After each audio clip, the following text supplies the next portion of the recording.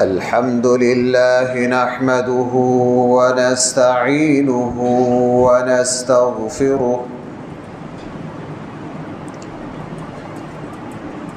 ونؤمن به ونتوكل عليه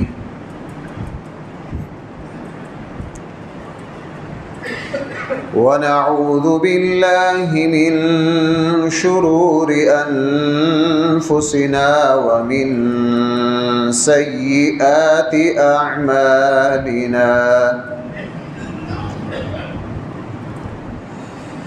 من يهده الله فلا مضل له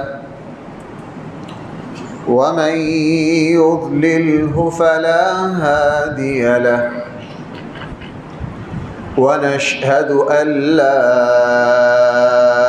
إله إلا الله وحده لا شريك له ونشهد أن سيدنا وسندنا ومولانا محمدا عبده ورسوله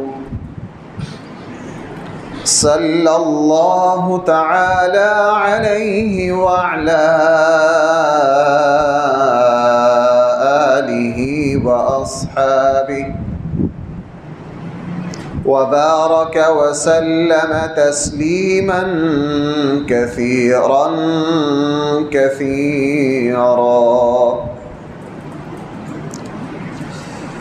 أما بعد فأعوذ بالله من الشيطان الرجيم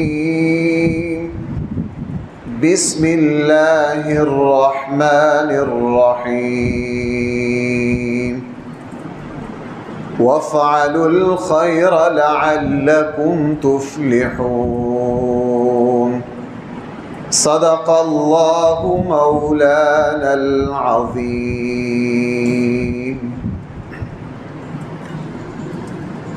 محترم سامعین کرام،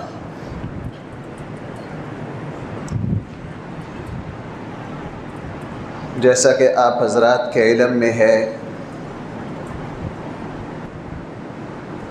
کہ ہمارے ملک میں بہت بڑا علاقہ جو ہے وہ زیر آب اور سیلاب کی زد میں ہے. پاکستان کے تمام بڑے علماء، دینی جماعتیں، سب نے یہ فرمائش بھی کی ہے اور آج کا یہ جمعہ پورے پاکستان میں تمام مکاتب فکر کے علماء اسی موضوع پر پڑھا رہے ہیں. اس لیے مجھے بھی آج اسی حوالے سے کچھ باتیں آپ کی خدمت میں عرض کرنی. یہ جو سیلاب ہے، اس میں اس مصیبت کے کئی پہلو ہیں.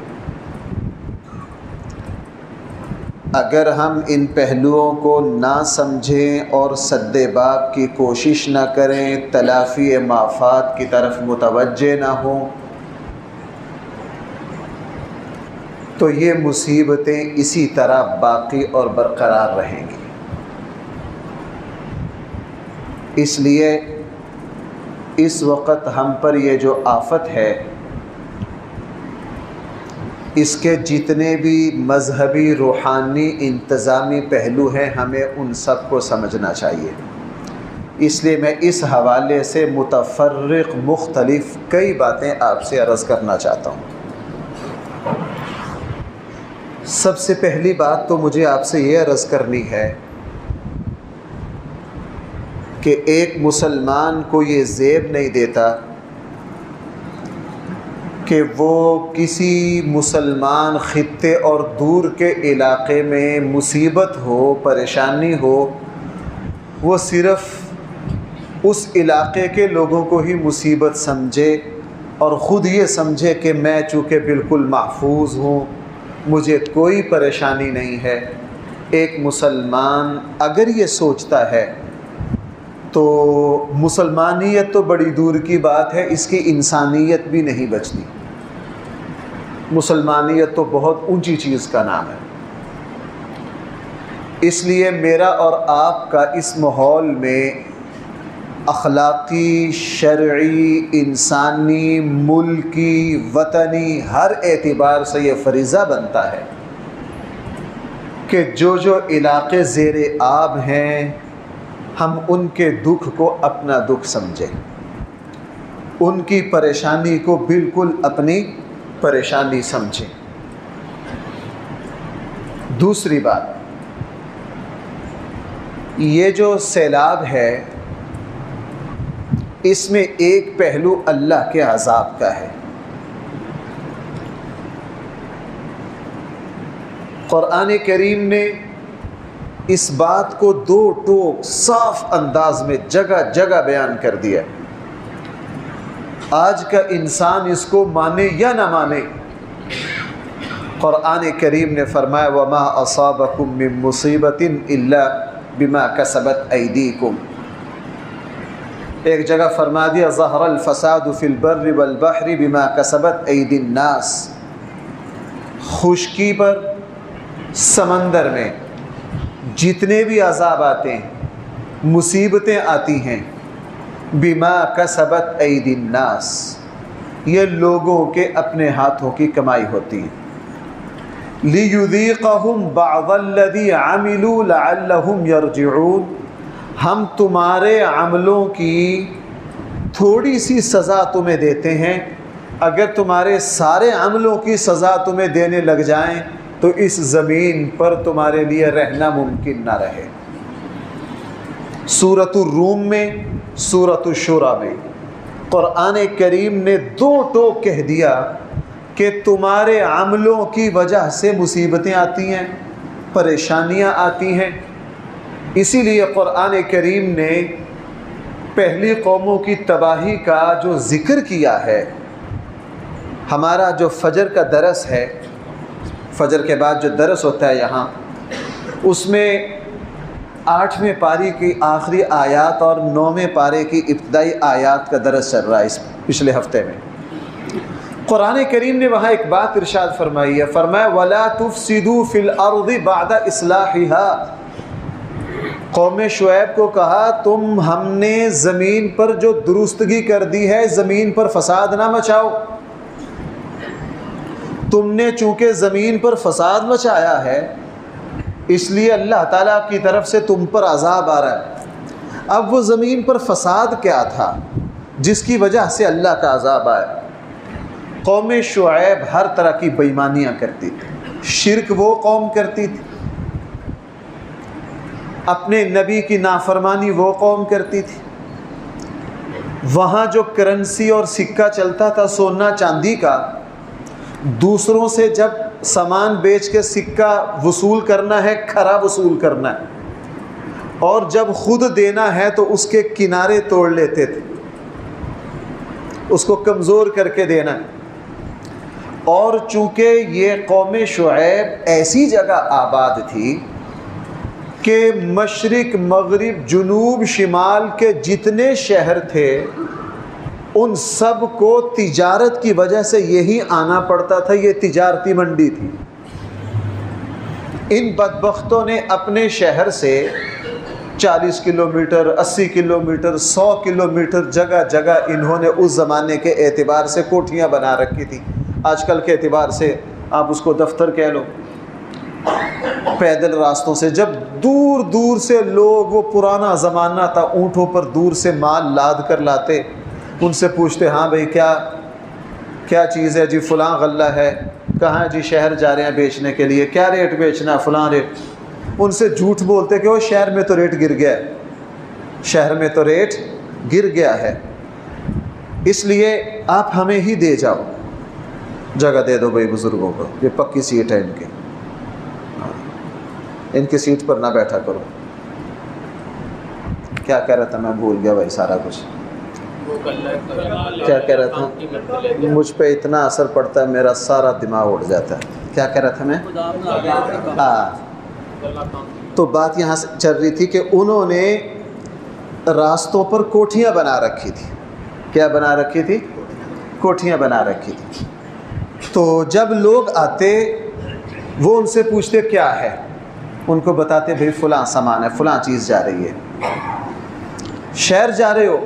جی. اس کا تو ریٹ گر گیا، اتنی دور جاؤ گے. بے ایمانی کرتے.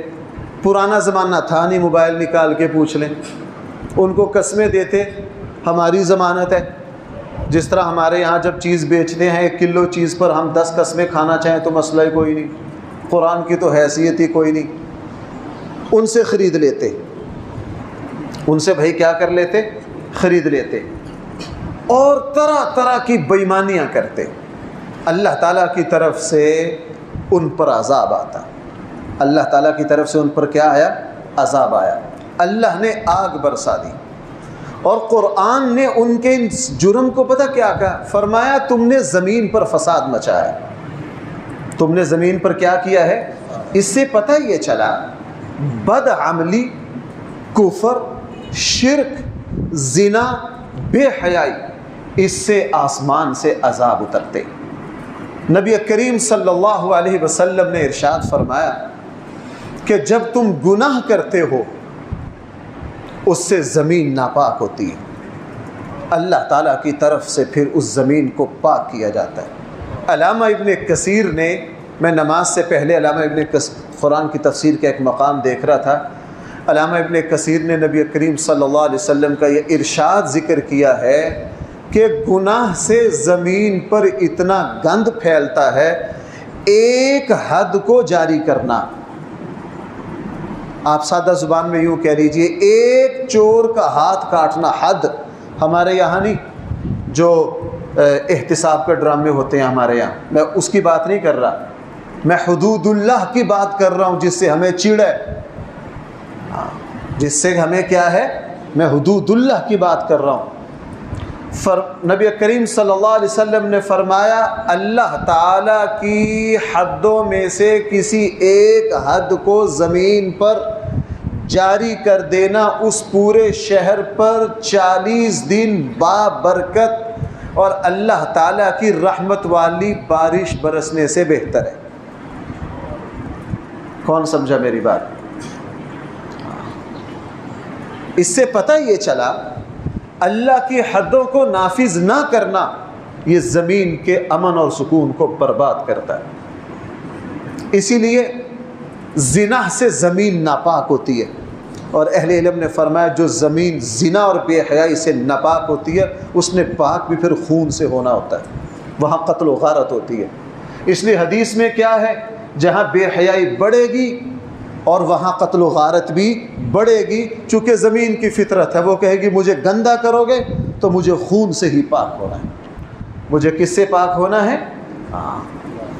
اسی لیے ایک جگہ کچھ لوگ کھڑے آپس میں باتیں کر رہے تھے کہ اگر کوئی ظلم کرتا ہے کیا ظلم کا اثر دوسروں پر بھی پڑتا ہے؟ وہ کہہ رہے تھے نہ بھائی، جیسے آج کل ہمیں سکھا دیا گیا ہے کہ جو گناہ کرتا ہے اس کی نحوست اسی تک رہتی ہے، اس کی نحوست اسی تک رہتی ہے. حضرت ابو ہریرہ گزر رہے تھے، حضرت ابو ہریرہ وہیں کھڑے ہو گئے. حضرت ابو ہریرہ نے فرمایا کیا کہہ رہے ہو؟ ان میں سے ایک کہہ رہا تھا جو بندہ کوئی ظلم اور زیادتی کرتا ہے اس کی نحوست اسی پر پڑتی ہے. حضرت ابو ہریرہ رضی اللہ عنہ نے فرمایا اگر تم ظلم کرو گے تو ظلم کی نحوست اتنی پڑتی ہے تمہارے ظلم کی وجہ سے جنگلوں کے پرندے اپنے گھونسلوں میں مر جاتے ہیں. ظلم کی نحوست اتنی پڑتی ہے. اس لیے یہ کہنا بالکل صحیح ہے. میں نماز سے پہلے اس پہلو پر غور کر رہا تھا، پہلے کبھی ذہن نہیں گیا. واقعتاً زمین کے گناہوں کی وجہ سے آسمان ہلتا ہے، سمندر ہل جاتے ہیں. قرآن نے ویسے نہیں کہا ظہر الفساد فی البر والبحر. فرعون کو جب غرق کیا قرآن کریم نے اس کا ذکر کیا سورۃ الدخان میں. سورہ دخان میں فرعون کے غرق ہونے کے بعد قرآن نے کیا کہا؟ فما بغت علیہم السماء والارض. ہم نے جب فرعون اور اس کی قوم کو غرق کر دیا ان فرعونیوں پر نہ آسمان رویا نہ زمین روئی، نہ آسمان رویا نہ زمین روئی. مفسرین قرآن کی صحت سے پتہ چلا کہ جب فرعون اور اس کی قوم تباہ ہوئی تو زمین و آسمان خوش ہوئے، اور اس قرآن کی آیت سے تائید ہوتی ہے ان احادیث کی جن میں یہ ذکر ہے کہ جب کوئی اللہ کا بندہ فوت ہو جاتا ہے، دنیا سے چلا جاتا ہے، تو زمین و آسمان اس کی جدائی میں روتے ہیں، زمین و آسمان اس کی جدائی میں۔ اس کے بڑے واقعات خود رسول اللہ صلی اللہ علیہ وسلم کی وفات پر ایسے واقعات ہوئے۔ تو بھائی پہلی بات یہ ہے، یہ جو ہمارے ملک میں سیلاب آیا ہوا ہے، لمبا علاقہ زیر آب ہے، اس میں ایک پہلو جو ہے بھائی وہ کس کا ہے؟ عذاب کا ہے۔ اگر عذاب کا پہلو ہے تو جناب عذاب سے بچاؤ کا ایک ہی طریقہ ہے، جو کچھ ہو گیا ہے اس پر توبہ کریں، ہم سب اس پر کیا کریں؟ توبہ کریں۔ قرآن کریم نے مشرکین مکہ کے بارے میں فرمایا وَمَا كَانَ اللَّهُ لِيُعَذِّبَهُمْ وَأَنْتَ فِيهِمْ وَمَا كَانَ اللَّهُ مُعَذِّبَهُمْ وَهُمْ يَسْتَغْفِرُونَ۔ استغفار کتنی بڑی چیز ہے۔ میں یہ بات آج اس لیے کہہ رہا ہوں، میں نے آج ہی ایک صاحب کا مضمون دیکھا، وہ بدبخت کہہ رہا تھا کہ سیلاب اس وجہ سے آیا ہے، وہ ہمارے ملک میں ویسے ہی مولویوں نے شور مچا رکھا ہے کہ توبہ استغفار کرو۔ کیا کرو؟ توبہ استغفار کرو۔ اب توبہ استغفار کیا ہے؟ تم بدبختو کیا جانو، چند ٹکے لے کر اپنی وفاداریاں بدلنے والے، تمہیں پیسے دے دو تو اس کے خلاف لکھ دو گے، تمہیں پیسے دے دو تو اس کی تائید میں لکھ دو گے۔ مجھے کراچی میں ایک سیمینار میں خود شریک ہونا پڑا، میں نام نہیں لیتا، پاکستان کے جو 7-8 بڑے صحافی ہیں، ان صحافیوں میں سے ایک صحافی کا لیکچر تھا، میں خود وہاں موجود۔ جب انہوں نے مکمل لیکچر دیا تو بعد میں ایک نوجوان عالم دین نے کھڑے ہو کے سوال کیا، اس نے کہا سر میرا ایک سوال ہے، ہم آپ کے کالم پڑھتے ہیں، ایک دن آپ سیرت پر کالم لکھتے ہیں، ہمیں لگتا ہے کہ آپ سے بڑا سیرت نگار کوئی نہیں، اگلے دن آپ تاریخ پر لکھتے ہیں، ہمیں لگتا ہے آپ سے بڑا مورخ کوئی نہیں، اگلے دن آپ فلاں کی تائید میں لکھتے ہیں، ہمیں لگتا ہے آپ سے بڑا ان کا حمایتی کوئی نہیں، چوتھے دن آپ بے دینی پر لکھتے ہیں، ہمیں لگتا ہے آپ سے بڑا بے دین اور دہریہ کوئی نہیں۔ اس نوجوان نے کہا میں 15 سال سے آپ کے کالم پڑھتا ہوں، کس دن کالم پڑھ کے مجھے لگتا ہے آپ کافر ہیں، کس دن مجھے آپ کا کالم پڑھ کے لگتا ہے آپ دہریہ ہیں، کسی دن آپ کا کالم پڑھ کے مجھے لگتا ہے آپ صوفی ہیں، کسی دن آپ کا کالم پڑھ کے لگتا ہے کہ آپ پکے مومن ہیں، کسی دن آپ کا کالم پڑھ کے مجھے لگتا ہے کہ آپ اللہ کے ولی ہیں، آپ سے بیعت ہونے کو جی چاہتا ہے، یہ کیا ہے؟ تو اس صحافی نے بڑا سچا جواب دیا، اس نے کہا یار یہ ہمارا پیشہ ہے، ہمیں جیسے پیسے دو گے ویسا کالم لکھ دیں گے، ابھی پیسے دو قرآن پر تمہیں یہاں بیٹھے بیٹھے بہترین کالم لکھ کر دیتا ہوں، ابھی پیسے دو قرآن کے خلاف تمہیں بہترین کالم لکھ کے دیتا ہوں۔ وہ جب چلے گئے نا تو ہمارے استادوں نے فرمایا کہ دیکھو بھائی، ایک داعی اور ایک ضمیر فروش میں یہی فرق ہوتا ہے، داعی جو ہوتا ہے اس کی گردن کاٹ دو، داعی جو ہوتا ہے کیا کر دو؟ اس کی گردن کاٹ دو، اس کی دعوت کے خلاف لفظ نہیں نکلوا سکتے۔ سید قطب کی زندگی پڑھ کے دیکھو اس اللہ کے بندے کو کیا کچھ کیا۔ سید قطب کو جب پھانسی لگے نہ دینے تو سرکاری طور پر مصر میں جب پھانسی کے تختے پر چڑھاتے ہیں تو ایک ملازم ہوتا ہے جس نے کلمہ یاد کی تلقین کرنی ہوتا ہے۔ سید قطب دبلے پتلے سے، ہوائے تو شاید اڑ جائیں، اگر ان کو کندھا لگ جائے نا، بازو لگ جائے تو سید قطب اتنی دور جائیں، دبلے پتلے سے سید قطب جب پھانسی دینے کے لیے لائے، سید قطب بڑے وقار سے آئے، اور جب خود تختے پر چڑھنے لگے بڑے اعتبار سے، تو اس نے کہا سید صاحب آپ کا آخری وقت ہے، کلمہ پڑھ لیجئے۔ سید قطب وہیں ٹھہر کر اس کو دیکھ کر مسکرائے، سامنے کیا ہے ابھی جان، اس کو دیکھ کے مسکرائے، کہا بندہ خدا جس کلمہ کو دنیا میں بلند کرنے کے لیے میں ساری زندگی مارے کھاتا رہا، آخری وقت میں تو نے ہی یاد دلانا ہے مجھے۔ چونکہ داعی ہے، اس کی زبان کو بدلا نہیں جا سکتا۔ بالکل یہی معاملہ ہمارے اس طرح کے کالموں کا۔ اب لکھ دیا کہ جی یہ مولوی شور مچا رہے ہیں استغفار کرو استغفار کرو۔ استغفار کتنی بڑی چیز ہے، اللہ کی کتاب سے پوچھو۔ مشرکین مکہ نبی نہیں، نبیوں کے امام کی مخالفت کر رہے، اور نبیوں کے ایمان کے صحابہ کو 3 مرتبہ مکہ چھوڑنے پر مجبور کر دیا۔ صدیق اکبر جیسے عظیم الشان ہستی کو مکہ چھوڑنا پڑا۔ آپ سارے حضرات جانتے ہیں اللہ کے نبی کو کیا کیا دکھ دیے۔ ایک مرتبہ ان کے ایک سردار نے رسول اللہ صلی اللہ علیہ وسلم سے اتنی بڑی توہین کی، کہا خود سورہ توبہ میں قرآن اس کا ذکر کر رہا ہے، اذ قالوا اللہم ان کان ھذا ھو الحق من عندک فامطر علینا حجارۃ من السماء۔ اگر اے اللہ، توبہ نعوذ باللہ، مجھ سے ترجمہ کرنے کی ہمت نہیں ہو رہی، اللہ کے نبی کی طرف اشارہ کر کے پتا کیا کہا، اے اللہ اگر یہ سچا ہے اور اس کا دین سچا ہے تو ہمیں یہ سچ نہیں چاہیے، ہمیں آرے اوپر آسمان سے پتھر برسا دے۔ اتنی بڑی جسارت اور توہین اللہ کی اور اللہ کے نبی کی۔ آگے قرآن نے پتہ کیا کہا؟ قرآن نے کہا جناب جو تم کہہ رہے ہو اس سے صرف تمہیں نہیں، ہم ساری زمین کو پتھروں سے اور آگ سے بھر دیتے۔ 2 وجہ سے ہم تمہیں کچھ نہیں کہہ رہے۔ ایک تو آپ ان کے اندر موجود ہیں، اللہ کے نبی کو خطاب کر کے کہہ رہے ہیں نبی جی ہے بدبخت لیکن آپ کہاں ہیں؟ آپ مکہ میں ہیں، آپ کی وجہ سے ہم ان پر عذاب۔ دوسرا ہے یہ بڑے بدتمیز، لیکن ان میں ایک خوبی ہے کہ جس وقت، یہاں مفسرین نے اور بھی تفسیریں کی ہیں، میں ایک تفسیر کے مطابق کہہ رہا ہوں، یہاں دوسری تفسیریں بھی ہیں، یہ گستاخ، یہ توہین اور یہ بدتمیزی کرنے والے ایک کام کرتے ہیں کہ جب بیت اللہ کا طواف کرتے ہیں تو بیت اللہ کے طواف میں استغفار کرتے رہتے ہیں۔ وَهُمْ يَسْتَغْفِرُونَ۔ ہم ان کے استغفار کی وجہ سے اور آپ کے ان کے درمیان موجود ہونے کی وجہ سے، ان کی ان بدتمیزیوں کے باوجود بھی ہم ان پر عذاب۔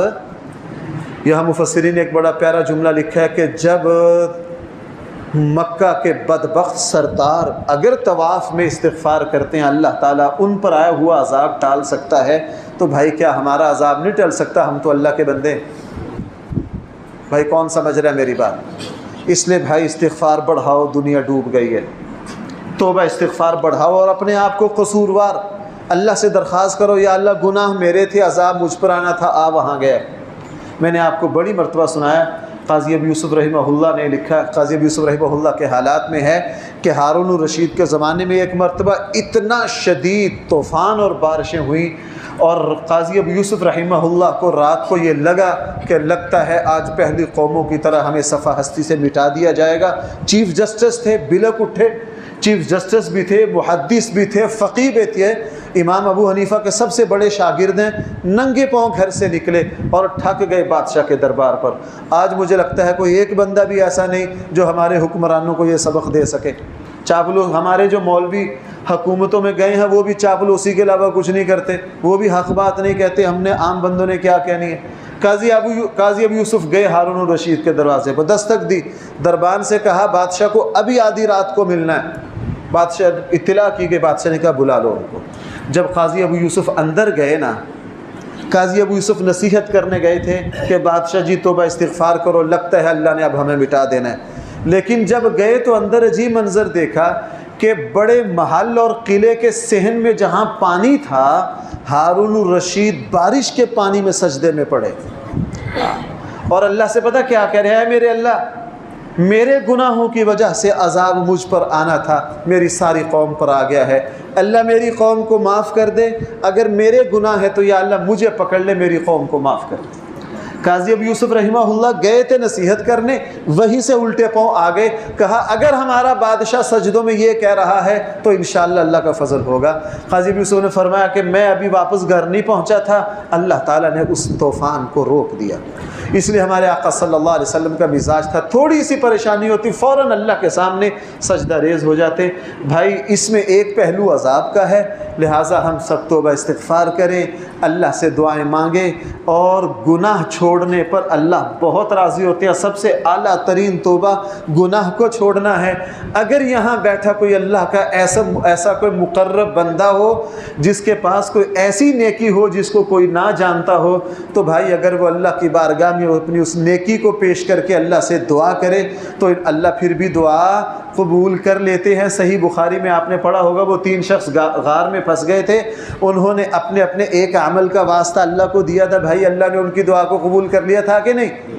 کر لیا تھا، تو اللہ انشاءاللہ کوئی بھائی اللہ والا ہو تو وہ تنہائی میں اپنے اللہ سے اپنی اس نیکی کی اللہ کی بارگاہ میں اس نیکی کو پیش کر کے اللہ تعالیٰ سے فریاد کرے۔ دوسرا پہلو یہ جو ہے اس سیلاب میں ہمارے یہاں بد انتظامی کا ہے۔ میں مسلسل رابطے میں ہوں ہر علاقے میں وہاں کے علماء سے، لوگوں سے دن میں 10 مرتبہ بات ہو رہی ہے۔ دوسرا پہلو بد انتظامی کا ہے۔ بھائی دوسرا پہلو کیا ہے؟ بد انتظامی کا ہے۔ پہلے سے اطلاعاتی بارشیں زیادہ ہوں گی، لیکن کسی کو توفیق نہیں ہوئی ہماری حکومت کو۔ اب ہوا کیا ہے کہ وہ جو بند تھے دریائے سندھ کے 10 سال 15 سالوں سے کبھی ان کی مرمت ہی نہیں ہوئی، وہ شہروں میں آ کے بالکل تنگ ہو گئے۔ اب جب کوہ سلمان اور اوپر بارشیں ہوئی، پہاڑوں پر تیز کے تیز ریلے آئے، تو شہروں میں آ کے وہ تنگ ہو گئے، اور شہروں سے باہر جو ہے ان کے جو بند ہیں وہ ہے ہی نہیں، ان کے جو بند ہیں بھائی وہ ہے ہی نہیں۔ اب جب سیلاب آیا تو علاقے کے علاقے اڑ کے رہ گئے، علاقے کے علاقے کیا ہو گئے بھائی؟ اڑ کر رہ گئے، اور کوئی پوچھنے والا نہیں ہے۔ اب جتنے رفاہی کام ہو رہے ہیں جو عام مسلمان کر رہے ہیں، وہ بیچارے کھانا تو دے سکتے ہیں، بستر اور خیمے تو دے سکتے ہیں، وہ بڑے بڑے بند تو نہیں بنا سکتے، وہ کوئی ٹریکٹر سے بننے والے نہیں، وہ تو بڑی اعلیٰ مشینری چاہیے۔ پاکستان میں وہ مشینری ریاست کے پاس ہے یا فوج کے پاس ہے، یہی بنا سکتے ہیں، دوسرا تو وہ بند بنا نہیں سکتا، وہ اتنے وسیع منصوبے۔ تو دوسرا جو سیلاب آیا اس کی بدترین وجہ ہماری نااہلی ہے۔ ایک بندے کو بخار ہو وہ تو اللہ کی طرف سے چلو آزمائش ہے، وہ بخار میں نہ دوائی کھائے بد پرہیزی بھی کرے، تو بھائی بد پرہیزی کی وجہ سے جو مصیبت بڑی ہے کیا اس کو بھی اللہ کے کھاتے میں ڈالے گا کہ اللہ کی طرف سے میرے اوپر پریشانی آ گئی؟ اس کو چاہیے تھا یہ دوائی کھاتا، یہ پرہیز کرتا۔ بہت بڑا سبب اس سیلاب کا یہ ہے۔ اور بھائی تیسرا اس کا بہت بڑا سبب یہ ہے، تیسرا پہلو مجھے آپ سے یہ عرض کرنا ہے، وہ بھی ایک بڑا دردناک پہلو ہے۔ سیلاب آ گیا، بارشیں اب سے تو نہیں ہو رہی بھائی، ہمارے ملک میں بارشوں کو کتنے دن ہو گئے؟ مہینہ سے اوپر ہو رہا ہے، لیکن کیا مجال ہے حکومت کہیں پہنچی ہو؟ سندھ میں آج ابھی تقریباً 10 ساڑھے 10 میر پور خاص بات کر رہا تھا ایک عالم سے، سندھ حکومت کو تو اب تک شرم نہیں، اب تک کوئی شرم نہیں ہے۔ سکھر سے آگے نیشنل ہائی وے جو ہے کراچی کا وہ مکمل تباہ ہو گیا، اور کراچی سب سے زیادہ مخیرین جو ہے وہ کراچی میں ہیں، سب سے زیادہ کراچی پیسہ خرچ کرتا ہے ان کاموں میں۔ کراچی کے لوگ ان علاقوں تک پہنچ ہی نہیں پا رہے، کراچی سے سکھر آنے میں 25 گھنٹے لگ رہے ہیں۔ بھائی کتنے گھنٹے لگ رہے ہیں؟ 25 گھنٹے لگ رہے ہیں۔ اور میں جس عالم سے بات کی اس نے کہا جی مجھ سے میں فلاں جگہ نیشنل ہائی وے پہ ہوں، ہم سیلاب زدگان کے لیے سامان خیمے لے کر فلاں جگہ پھنسے ہوئے ہیں، ہم رات سے نکلے ہوئے ہیں، ہم وہاں تک پہنچ نہیں پا رہے ہیں، چونکہ حکومت نام کی کوئی چیز ہی نہیں ہے۔ اور پنجاب میں بھی یہی صورتحال ہے، اور میڈیا نے بھی یہی کیا، وہ ایک نالائق کو پکڑ رکھا ہے، اس کا دکھا رہے ہیں کہ اس نے اب فلاں چیز کھا لیا، فلاں چیز نہیں کھا لیا، اب جیل میں جانا ہے، آپس میں لڑ رہے ہیں۔ اپوزیشن والے یہ کہہ رہے ہیں کہ یہ تو حکومت کی ذمہ داری ہے، حکومت کو بھی کوئی شرم و حیا نہیں ہے۔ اپوزیشن جو ہے وہ اتنا کہہ کہ بریو ذمہ ہو نہیں سکتی، حکومت بھی بریو ذمہ، آپس میں لڑ رہے ہیں۔ بلکہ آپ حضرات کل سے میڈیا نے تھوڑا سا لوگوں کو دکھانا شروع کیا ہے، میں عرض کر رہا ہوں، میں اخباری خبروں پر یہ آپ سے بات نہیں کر رہا، ذاتی معلومات کی بنیاد پہ کر رہا ہوں کہ یہ جو نقصان ہوا ہے یہ 2004 کے زلزلہ سے زیادہ ہوا ہے۔ 2004 میں جو زلزلہ آیا تھا یہ نقصان اس سے زیادہ ہوا ہے۔ اس لیے ہماری حکومت صوبائی بھی، پنجاب کی حکومت بالکل نالائق ثابت ہوئی، اب تک کچھ نہیں کر سکی۔ سندھ کی حکومت بھی بالکل خباثت پر ہے، وہ تو کچھ کر ہی نہیں رہی ہے۔ اور وفاقی حکومت اور اپوزیشن بھی اپنے جھگڑوں میں بدبخت لگے ہوئے ہیں، اور 4-5 سالوں سے ایسا جھگڑا چلایا گیا ہے آپس کا، ایسا سیاسی انتشار ہے کہ بیچارہ غریب یہاں کا پس گیا ہے، عوامی مسائل کی طرف کوئی توجہ نہیں دے رہا، اور 4-5 سالوں سے مجھے تو یوں لگتا ہے، آپ میری رائے سے 100% اختلاف کر سکتے ہیں، کسی منصوبے کے تحت ایسا اختلاف کیا گیا ہے کہ ہم اپنے حقیقی مسائل پر گفتگو ہی نہیں کرتے، بس ایک اس پارٹی کا ہو جاتا ہے، ایک اس کا ہو جاتا ہے، آپس میں لڑ لیتے ہیں، بازو چڑھا لیتے ہیں، اور یہاں تک بات پہنچ گئی ہے ماشاءاللہ اس بنیاد پر طلاقیں ہو رہی ہیں۔ اس بنیاد پر کیا ہو رہی ہیں؟ میں حیران ہو گیا، پچھلے ہفتے میرے پاس سمڈیال کا ایک مسئلہ آیا، جو بیوی ہے وہ تحریک انصاف کی ہے، شوہر نون لیگ کی ہے، اس بنیاد پر لڑ پڑے ہیں، طلاق ہو گئی۔ یہ اللہ کا عذاب نہیں ہے، یہ اللہ کا عذاب نہیں ہے۔ طرح طرح کی بکواسات، پتہ نہیں اب اپنے اپنے لیڈر کے ساتھ دینے کو کوئی حج سے تعبیر کر رہا ہے، کوئی پتہ نہیں کس سے تعبیر کر رہا ہے، ہم تو اس قابل نہیں سمجھتے ان باتوں کا یہاں ذکر کیا جائے۔ اور خدا کے بندو، میں کل ایک دوست سے کہہ رہا تھا کہ جناب ہم آپس میں، میں پی ٹی آئی کا ہو جاتا ہوں، آپ تحریک انصاف کے ہو جاتے ہیں، ایک دوسرے سے بازو چڑھا لیتے ہیں، اکٹھے نماز بھی پڑھتے ہیں۔ ہم لوگوں نے ایک دوسروں کے جنازوں میں شریک ہونا ہے، ایک دوسرے کی خوشی غمی میں شریک ہونا ہے، جن کی وجہ سے ہم لڑتے ہیں، ہمارے مرنے کی ان کو خبر ہوگی؟ یار بولو تو صحیح۔ تو خدا کے بندو، ہم اپنے ان پیاروں کو، ان بچپن کے دوستوں کو، ان پڑوسیوں کو، ان سے لڑتے ہیں، وہ کسی بھی جماعت سے تعلق ہوں، جو ہمارے ساتھ ہمدردی رکھتے ہیں۔ اس لیے خدا کا واسطہ میں کچھ مہینوں سے اس پر بہت زور دے رہا ہوں، ان بحثوں سے اپنے آپ کو بچاؤ۔ جو ہمارے حقیقی مسائل ہیں وہ غربت ہے، وہ بے دینی ہے۔ تو دوسرا پہلو بھائی کیا ہے؟ ہماری حکومتوں کی نالائقی ہے، اور اس کا ایک پہلو یہ ہے کہ میڈیا بھی اتنا خبیث ہے جس کے بغیر ہمارا گزارا نہیں ہوتا۔ چونکہ میڈیا جو ہیں یہ تجارتی منڈیاں ہیں، انہوں نے پیسے پہ چلنا ہوتا ہے، یہ کوئی حق اور سچ کی آواز اٹھانے والے نہیں ہیں۔ اس لیے 8-10 دن سے کیا مجال ہے؟ مجھے آج ایک دوست نے بتایا کہ جی 1-2 دن سے اب تھوڑی تھوڑی بات لگ گئے ہیں کرنے، وگرنہ کسی نے کوئی بات نہیں کی، بتا ہی نہیں رہا۔ اور بھائی اس کا یہ تو ہو گئے کچھ منفی پہلو، اس کا 1-2 بڑے خوبصورت پہلو ہیں، اور ہمیں ان پہلوؤں پر شکر کرنا چاہیے۔ سب سے خوبصورت پہلو یہ ہے کہ پاکستان میں جب بھی مصیبت آئی ہے، یہاں کی عوام ماشاءاللہ بڑھ چڑھ کر حصہ لیا۔ میرے علم میں نہیں، ہم خامیاں دیکھتے ہیں اپنی قوم کی، میرے علم میں نہیں کہ شاید پاکستانی اور ہمارے خطے کی قوم سے دنیا کی کوئی اور قوم آگے ہو۔ ہاں، آپ چاہے اس کو مانیں چاہے نہ مانیں۔ اور مجھے یوں لگتا ہے یہ جو ملک چل رہا ہے نا، یہ یہاں کے جو نچلے درجے کی عوام ہے نا، اس کی انہی نیکیوں کی وجہ سے چل رہا ہے۔ اب جب سے یہ صورتحال ہوئی ہے، عوام اپنی طور پر جس سے جو بن پڑ رہا ہے دے رہا ہے، ہر بندہ کوشش کر رہا ہے، اور تمام چاروں صوبوں کی عوام اٹھ کھڑی ہوئی ہے، اور ہر بندہ کوشش کر رہا ہے کہ میں جو میری ہمت میں ہے۔ اور اللہ تعالیٰ مجھے لگتا ہے شاید ہماری قوم کی اسی نیکی کی وجہ سے ہم پر فضل کیے ہوئے ہیں، اللہ تعالیٰ ہماری اس نیکی میں اور برکت عطا فرمائے۔ اس کا ایک خوبصورت اور پہلو یہ ہے کہ جن جن علاقوں میں سیلاب آیا ہے، نہ وہاں حکومت ہے، سب سے پہلے وہاں دینی جماعتیں اور دینی لوگ پہنچے۔ سب سے پہلے وہاں کون پہنچا؟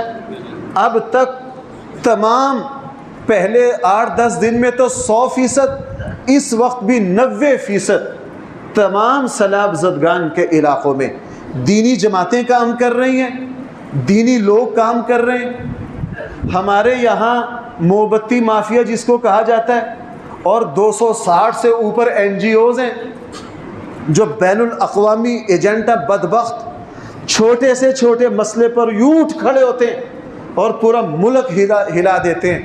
وہ 265-300 کے قریب NGOs میں سے آپ کو کوئی NGO وہاں نہیں ملے گی۔ طرح طرح کے مافیا، یہاں میرا جسم میری مرضی والی مخلوق الگ ہے، یہاں بدبخت موم بتیوں والی مخلوق الگ ہے، سیکولر اور بے دین الگ ہیں، اقلیتوں کے حقوق والے الگ ہیں۔ آپ کو کوئی نظر نہیں آئے گا۔ پورے میدان میں مذہبی جماعتیں ہیں جن کو ہم دن رات گالیاں دیتے ہیں، جن کو ہم دن رات کیا کرتے ہیں؟ گالیاں دیتے ہیں، جن کو ہم ووٹ دینا پسند نہیں کرتے۔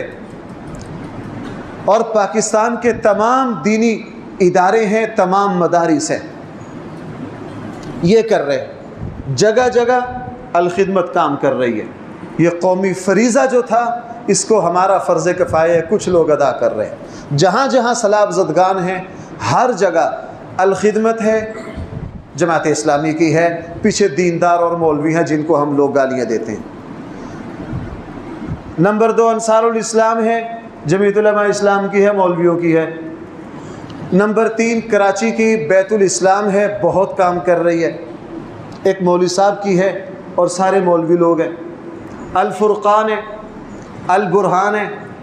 پاکستان کے اس وقت تمام مدارس نے، دارالعلوم کراچی، بنوری ٹاؤن، لاہور کا جامعہ اشرفیہ، فیصل آباد کا جامعہ امدادیہ، خیر المدارس ملتان، تمام مدارس نے اپنے مکمل طلباء کو ان علاقوں میں اساتذہ سمیت بھیجا ہوا ہے۔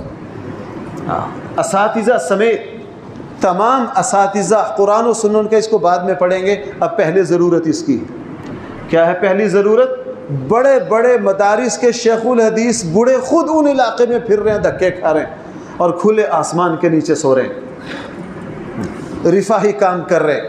اگرچہ اس میں کوئی شک نہیں، یہ جتنے میں نے نام لیے ہیں ان کے پیچھے عوام کا پیسہ ہے، لیکن بھائی آگے جا کے خدمات دینا، خدمات انجام دینا خود یہ بہت بڑا ایک فریضہ ہے۔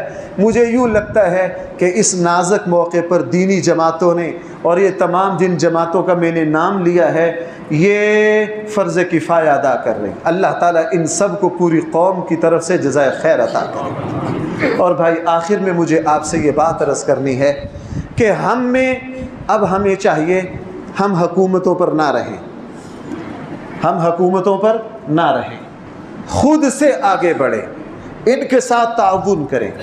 ان کے ساتھ کیا کریں؟ تعاون کریں۔ اگرچہ یہ ہماری بدبختی کے بھی میں دونوں پہلو اچھے بھی عرض کر رہا ہوں بھائی، اور مثبت بھی عرض کر رہا ہوں، منفی بھی عرض کر رہا ہوں۔ اگرچہ ہمارے کچھ منفی پہلو بھی بہت خطرناک ہیں اور مثبت پہلو بہت اعلیٰ ہیں۔ بندہ کیا کرے، ادھر دیکھتا ہے خوشی ہوتی ہے، ادھر دیکھتا ہے پریشانی ہوتی ہے۔ اب ایک منفی پہلو یہ ہے کہ سیلاب زدگان کے لیے جتنی ضروریات ہیں سامان کی، پاکستان میں اس تمام سامان کا جو ریٹ ہے وہ 3-3 4-4 گنا بڑھا دیا گیا۔ میں نے خیموں کے لیے کچھ پیسے بھیجے، ایک جگہ سل رہے ہیں خیمے، پہلے ماشاءاللہ خیمہ تھا 4000 کا، اگلے دن ان سے رابطہ کیا 6 کا ہو گیا، کل رابطہ کیا 8 کا ہو گیا، میں نے آج ان سے رابطہ کیا 10,000 کا ہو گیا۔ وہی خیمہ کتنے کا ہو گیا؟ 10,000 کا ہو گیا۔ اور خود یہ اخباری بات نہیں، جو دوست وہاں ہیں ان سے جو رابطے میں، اس نے کہا مفتی صاحب پورے پاکستان کے جتنے فراڈیے منگتے تھے وہ سارے ان علاقوں میں پہنچ گئے ہیں، روڈوں کے اوپر قبضہ انہی لوگوں کا، سب پیشہ ور ہیں، سب کیا ہے؟ پیشہ ور ہیں۔ پورے ملک کے مانگنے والے وہاں پہنچ گئے ہیں، روڈوں کے اوپر جو لینے لگے ہیں معزز، آپ کو پتہ ہے جو خاندانی لوگ ہوتے ہیں وہ کبھی لینوں میں نہیں لگا کرتے۔ اب آج مجھے عالم بتا رہے تھے، انہوں نے کہا ہم نے تو روڈوں پر دینا بند کر دیا ہے، ہم بالکل نہیں دے رہے ہیں، اب ہم یہ طریقہ اپنا رہے ہیں کہ ہم نے حکومت سے فرمائش کی ہے، ہمیں ملٹری نے 4 بڑی کشتیاں دے دی ہیں اور 1122 والوں نے بھی ہمیں 2 کشتیاں دی ہیں۔ وہ عالم بتا رہے تھے کہ ہم تو خود پانی میں تیر کے ان بستی میں جا رہے ہیں اور اس بستی کے لوگوں کو اکٹھا کرتے ہیں، ہاں بتاؤ تمہارا کیا کریں، اور اس بستی میں جو مسجد کے ائمہ ہوتے ہیں سب سے پہلے ان کو بلاتے ہیں، ان کے ذریعے پھر لوگوں تک پہنچاتے ہیں، چونکہ پورے ملک کے پیشہ ور لوگ وہاں پہنچ گئے۔ ایک چیزوں کے ریٹ بہت بڑھ گئے، لوگ بیچارے، اب کیا بتاؤں آپ کو، سیالکوٹ کے ایک عالم سے کل بات ہوئی تھی، اس نے کہا جی ہم نے راشن کے 6 ٹرک بھیجے، ہم نے فلاں ان کو پیسے دیے، انہوں نے پیکنگ کر کے دے دیے، 6 ٹرک جب وہاں پہنچے جہاں ہم نے پہنچائے، انہوں نے کہا یار اس میں تو جتنا سامان ہے وہ سارا ناکارہ ہے، اس میں تو چاول جو ہے بالکل ٹوٹا ہے، آٹا جو بھیجا اس میں سسری ہے، اس میں جو گندم ہے اس میں جتنی دالیں آپ نے بھیجی ہیں سب کو کیڑا لگا ہوا ہے۔ اب جن بدبختوں نے یہ بھیجا ہے کیا کہہ سکتے ہیں، کیا کہہ سکتے ہیں؟ اللہ تعالی ہماری قوم کو ہدایت دے، اللہ تعالی ہماری قوم کو ہدایت دے۔ تو بھائی مجھے آپ سے یہ عرض کرنا ہے، ہم توبہ استغفار کریں، مسلسل دعا کریں، دن میں 10 مرتبہ دعا کریں، اور آج ہی بھائی سارے بھائی 2 نفل صلاۃ التوبہ پڑھو، صلاۃ التوبہ پڑھو اور اللہ سے فریاد کرو۔ بارشیں ابھی بھی چل رہی ہیں سندھ میں، آج صبح بھی بارش ہوئی ہے، بارشیں ابھی چل رہی ہیں۔ جس سے جو ہو سکتا ہے کرو، جس سے جو ہو سکتا ہے کرو، جو تعاون جس سے ہو سکتا ہے، جس کو جہاں اعتماد ہے۔ میں آپ کو پابند نہیں کرتا کہ آپ فلاں تنظیم کو ہی دو، فلاں جماعت کو بھی دو، آپ جہاں مطمئن ہیں، جہاں تک آپ کی رسائی ہے۔ ہمارے یہاں الخدمت فاؤنڈیشن ہے، نیک لوگ ہیں، قابل اعتماد ہیں بھائی، جو ان پر بھروسہ کرے اس کی مہربانی ہوگی، الخدمت تک پہنچاؤ۔ سراج الحق صاحب اللہ ان کو جزا دے، اور باقی سارے مدارس کے بڑے بڑے مشائخ کو، سید عدنان کاکا خیل ہیں، مولانا عبدالستار صاحب ہیں کراچی والے جو بیت السلام کے ہیں، اور بڑے بڑے علماء، شیخ الحدیث، تمام نیک لوگ ان خطوں میں پھر رہے جا رہے ہیں۔ اللہ تعالیٰ ان سب کو بہترین جزا دے، اور جتنے کارکنان وہاں کام کر رہے ہیں اللہ تعالیٰ کل قیامت والے دن اسی خدمت کو ان کی مغفرت کا ذریعہ بنائے۔ تو بھائی اب ہم سب دیکھ لیجئے، جس کی جہاں رسائی ہو سکتی ہے، الخدمت ہے بھائی وہاں جمع کروائیں۔ اگر کسی کا اعتماد لبیک یا رسول اللہ پر ہے، حالانکہ ہمارا تو مزاج ہے بھائی جو بھی کر رہے ہیں ہم ان کو داد دیں گے، لبیک یا رسول اللہ والے بھی کام کر رہے ہیں بھائی، جن کا ان پر اعتماد ہے، جن کا ان سے تعلق ہے، وہاں دو صحیح۔ جو بیت السلام کو دے سکتا ہے اس کو دے، جو الفرقان کو دے سکتا ہے، البرہان کو دے سکتا ہے اس کو دے۔ بڑے بڑے ادارے مدرسے سارے کام کر رہے ہیں، دارالعلوم کراچی، جس کا جہاں تک رسائی ہے ہر بندہ دیکھ لے بھائی، جو ہم سے ہو سکتا ہے دو۔ نبی کریم صلی اللہ علیہ وسلم نے فرمایا مسلمان جو ہیں، اللہ کے نبی نے اپنی امت کی مثال دی کہ میری امت کی مثال اشد کل بنیان اشد بعضہ بعضا، میری امت کی مثال ایک عمارت کی ہے، جس طرح اینٹیں آپس میں ایک دوسرے سے پیوست ہو کر تعمیر بنتی ہے، میری امت اس طرح پیوست ہے۔ رسول اللہ صلی اللہ علیہ وسلم نے فرمایا مومن وہ ہے، مومن کی مثال کا جسد واحد، ایک جسم کی طرح ہے۔ اگر سر میں درد ہوتا ہے تو رات کو پاؤں مزے سے نہیں سوتے، اگر دانت میں بھی درد ہو اس کے دکھ کو بھائی سارا جسم محسوس کرتا ہے۔ نبی کریم صلی اللہ علیہ وسلم نے فرمایا اگر تم کسی مسلمان کی ایک دکھ درد کو دور کرو گے تو کل قیامت والے، تم دنیا میں کسی کی مصیبت کو دور کرو گے، اللہ تعالیٰ قیامت کی بڑی بڑی مصیبتوں کو ٹال دیں گے۔ اور وہ جو حدیث قدسی ہے الراحمون ارحموا من فی الارض یرحمکم من فی السماء، اے رحم کرنے والو تم اللہ کی زمین پر بسنے والوں پر رحم کرو، اللہ کی زمین پر بسنے والوں کو کیا کرو، اور آسمان پر جو ہے وہ تمہارے اوپر رحم کرے گا۔ سچی بات یہ ہے یہی نیکیاں آئے ہوئے عذاب کو ٹالیں گی، جو جہاں تک بھائی جس کو اعتماد ہے وہاں تک پہنچائے، جس کی ہمت میں جو ہے بس کوئی قابل اطمینان قابل اعتماد والا ذریعہ ہو وہاں پہنچائے۔ اور بھائی اگر کوئی ان تک نہ پہنچ پائے وہ مجھ تک پہنچائے، میں ان تک پہنچا دوں گا، میں رہنمائی کرنے کے لیے تیار ہوں۔ 4-5 دن سے مجھے بھی الحمدللہ توفیق اللہ نے دی، کافی ساری چیزیں بھیجی ہیں، تو سب سے بہتر یہ ہے کہ جہاں آپ کو اعتماد ہو وہیں پہنچاؤ۔ اگر کوئی ایسی جگہ تک نہیں پہنچ سکتا وہ مجھ تک پہنچائے تو انشاءاللہ میں آگے تک پہنچانے کے لیے تیار ہوں۔ اور اس میں اس بات پر بھی بھائی ذرا توجہ رکھیے، ہمارے یہاں سارا زور نہ راشن پر لگ رہا ہے، سارا زور کس پر لگ رہا ہے؟ راشن پر لگ رہا ہے۔ وہاں صورتحال یہ ہے، وہاں آج میری ایک عالم سے بات ہو رہی تھی، اس نے کہا جی ہمارا جو گاؤں ہے، ہمارے گاؤں میں 15 فٹ پانی ہے۔ کتنا پانی؟ انہوں نے کہا ہم کشتی سے اپنا گاؤں تلاش کرنے گئے، ہمارا گاؤں نہیں ملا، ہم اوپر سے پھر کر آ گئے۔ 15 فٹ پانی ہے۔ اصل مسئلہ وہاں یہ ہونا ہے کہ لوگوں کے مکان، بلکہ بعض دیہات ایسے ہیں کہ وہاں مکانوں کی بنیادیں بھی ختم ہو گئی ہیں، اب بعد میں پٹواری ہی آ کے نشاندہی کرے گا کس کی کون سی جگہ ہے، کس کی کون سی جگہ ہے۔ اور سندھ میں نقصان بڑھ رہا ہے، چونکہ یہ سارے پانی کے ریلے کدھر جا رہے ہیں؟ دریائے سندھ کے ذریعے آگے جانا ہے۔ سندھ میں نقصان بہت زیادہ بڑھ رہا ہے۔ اس وقت ہمارے یہاں ڈیرہ غازی خان کے کونے سے نقصان شروع ہوا، ڈیرہ اسماعیل خان سے ڈیرہ غازی خان، توسا، یہ پوری پٹی متاثر ہوتے ہوتے اب سندھ تک چلی گئی ہے، اور لوگ سارا زور لگا رہے ہیں راشن پر۔ سارا زور کس پر لگا رہے ہیں؟ حالانکہ اس وقت وہاں 3-4 چیزوں کی سب سے زیادہ ضرورت ہے. خیموں کی ضرورت ہے سب سے زیادہ، اور بھائی آبادیاں کی آبادیاں، معزز گھروں کی عزتیں وہاں کھلے آسمان کے نیچے پڑی ہیں وہاں سب سے. اور اس کے بعد اس سے بڑا مشکل مرحلہ آنا ہے، چونکہ لوگوں کی تمام فصلیں ختم ہو گئی ہیں اور گھروں کا نام و نشان نہیں ہے ان کی بحالی کا ہے. اس لیے ہمارے استاد مولانا تقی عثمانی صاحب نے پہلے، اب وہ سارے مکانوں پر ہی کام کر رہے ہیں. دارالعلوم کراچی کوشش کر رہا ہے کہ کم سے کم کو ہم 2200 مکان تو تعمیر کریں نا، اتنے مکان تعمیر کریں. تو یہ تمام پہلو ہیں، دوسروں تک بات پہنچائیے جس کی ہمت جہاں تک ہو. اللہ تعالیٰ اس مشکل گھڑی میں ہم سب کو اپنی طرف رجوع کرنے کی توفیق عطا فرمائے، توبہ استغفار کی توفیق عطا فرمائے. میں پھر آخر میں جتنی دینی جماعتیں، جتنے قائدین وہاں کام کر رہے ہیں، اللہ تعالیٰ ان سب کو بہترین جزا عطا فرمائے. سچ یہ ہے کہ وہ ہمارا قومی فریضہ ادا کر رہے ہیں، اور ہم میں جس سے جو تعاون ہو سکتا ہے اللہ تعالیٰ ہمیں وہ تعاون کرنے کی توفیق عطا فرمائے. وآخر دعوانا الحمدللہ رب العالمین.